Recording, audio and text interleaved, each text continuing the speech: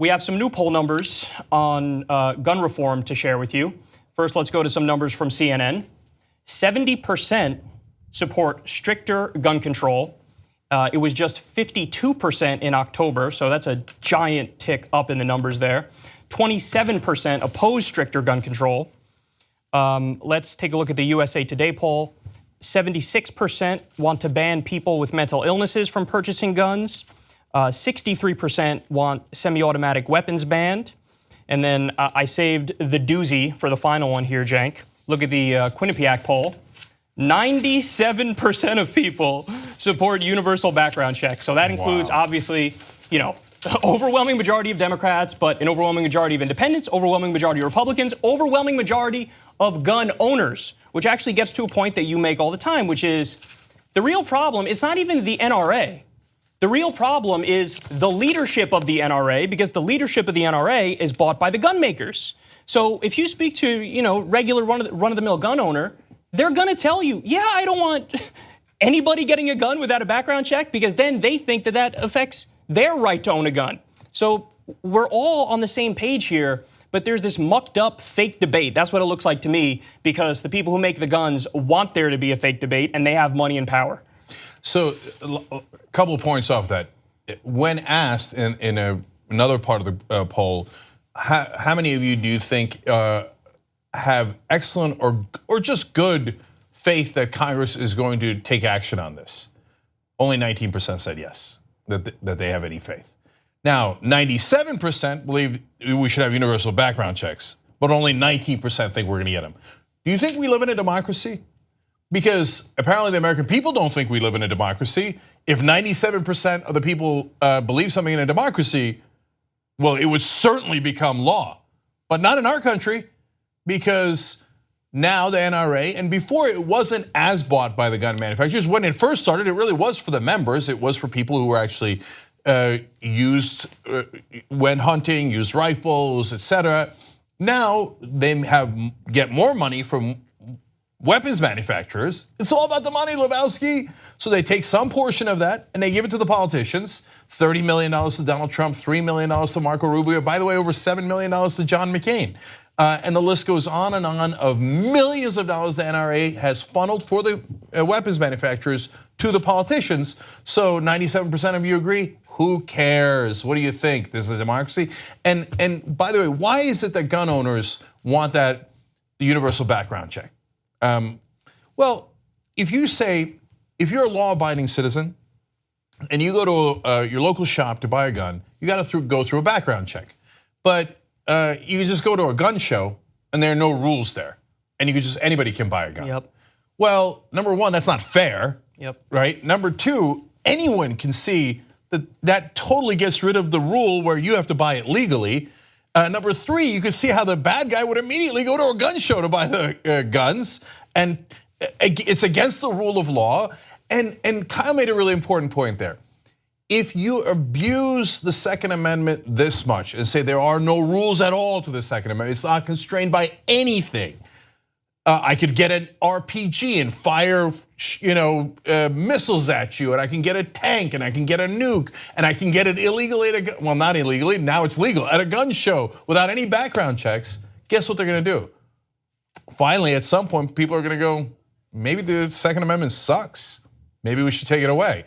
And people who like the Second Amendment go, wait, no, why aren't we doing background checks on people? Then the bad guys will get guns. Yeah, and there's another really important point here too, which is, hey, Democrats, run on this issue. They're not running on this issue. And you know what's really fascinating about this? On many issues, the Democrats and the Republicans have similar donors. So you kind of see why it is that the Democrats are weak on like Wall Street, for example, and why they often do center-right policies and they're Republican light. But on the issue of guns, this is a rare issue where they're actually not bought off by the NRA. The overwhelming majority of Democrats do not take any money from the NRA or gun makers. So this shows you the fundamental weakness of the Democrats, because even when they're not bought off, they're still doing the wrong policy. They're still not fighting for it. And I covered a story on my show a few weeks ago about how even in red districts, this issue is popular. If you run on universal background checks, for example, even if you go as far as a ban on high-capacity magazines, even in red districts, people are like, yeah, we want this because you know what? Regular people have kids and they see how often these kids are getting massacred at schools. But the Democrats are failing to fight back, and it shows you that they're weak and they have no clue how to win elections. They're utterly clueless.